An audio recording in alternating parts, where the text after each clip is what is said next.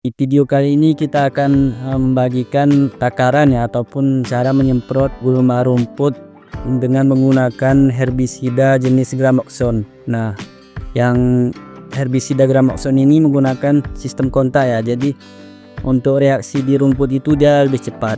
Nah, untuk takarannya sendiri itu tergantung ketebalan rumputnya ya. Kalau rumputnya agak tebal, agak panjang, agak lebat juga, itu bisa berkisar 3 tutup gitu. Tapi kalau seandainya yang biasa standar sedang gitu, itu cukup 2 tutup saja. Bahkan kalau yang masih kecil-kecil gitu, 1,5 tutup botol ini cukup gitu.